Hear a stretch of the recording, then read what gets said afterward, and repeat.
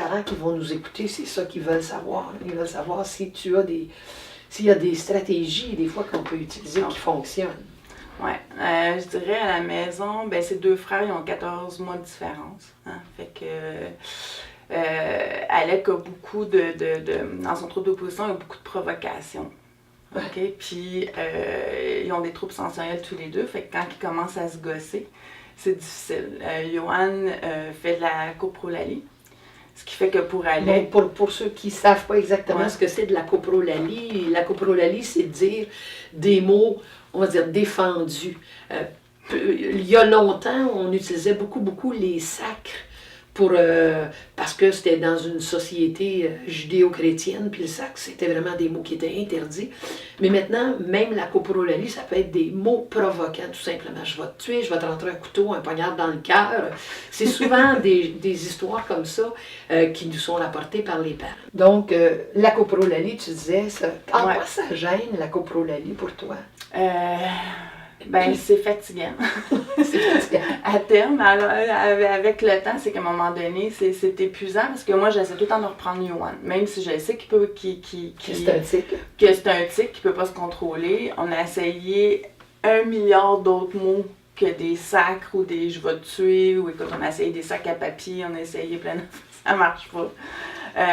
Par contre, je tiens à lui montrer à chaque fois qu'il sort un sac.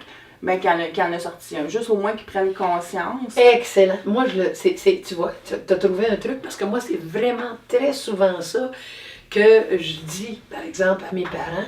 Ils arrivent dans mon bureau et ils disent « Ah, moi, là, je suis assez tannée, là. Mon enfant, il sac toujours. » Là, j'ai dit « Écoutez, madame, il sac pas toujours parce que là, ça fait une demi-heure qu'il est dans mon bureau et il n'a pas encore sacré. » Mais donc, la perception qu'on a des fois des sacres, c'est tellement irritant qu'on a cette impression-là, il sac toujours. Alors, je dis souvent aux parents « Écoutez, vous allez écrire à chaque fois qu'il sac. » Puis là, je dis à l'enfant « Écoute, c'est pas pour te chicaner, là, c'est pas pour te disputer, mais juste pour te faire prendre conscience. » Exactement ce que tu as dit. Pour te faire prendre conscience du nombre de fois, parce que les enfants, ils vont nier ça. Fait qu'on écrit ça sur le tableau, OK, sacré. Puis c'est juste, mais c'est immanquable quand la semaine suivante, le parent arrive avec son parent. Puis j'ai dit, où est-ce que, ben, cette semaine, il n'y en a presque pas eu, on dirait que ça fait exprès. Non, c'est parce que là, il y a comme une prise de conscience. Fait que c'est vraiment un truc qui peut... Continue, je t'invite à continuer parce que c'est vrai. Puis comme tu disais tout à l'heure, il faut aussi qu'ils sachent que même si c'est un tic, c'est quelque chose qui est proscrit par la société. Et puis donc, tranquillement, quand ils vont être plus en contrôle, parce que c'est vrai que le syndrome Gilles de la Tourette, c'est un manque de contrôle. Mais ce contrôle-là, il va devenir quand même plus facile à l'âge adulte. Puis donc, ils auront tout ce qu'ils auront appris, tout ce que tu leur auras témoigné, tout ce que tu leur auras légué comme valeur, ils vont les avoir quand eux-mêmes vont être des parents. Ils vont avoir le contrôle sur ça. Moi, j'ai beaucoup d'adultes qui ont le syndrome de Tourette, ne serait-ce que pour les tics, qui sont capables de ne pas avoir de tics pendant une longue période de temps.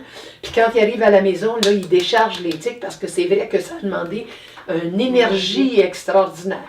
Mais à l'âge adulte, ils vont être capables de faire ça. Tandis que quand ils sont enfants, on le répète, il faut juste pas s'en irriter, mais ce que tu fais, c'est bien.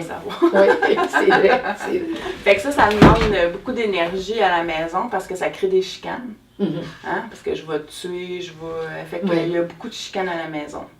Fait que ça, je dirais, c'est un des irritants les plus difficiles à gérer. Puis comme Alec est très, très impulsif aussi, ben ça finit pas bien souvent rapidement. Fait que ça, je dirais que c'est le principal facteur là, qui draine l'énergie là, à la maison.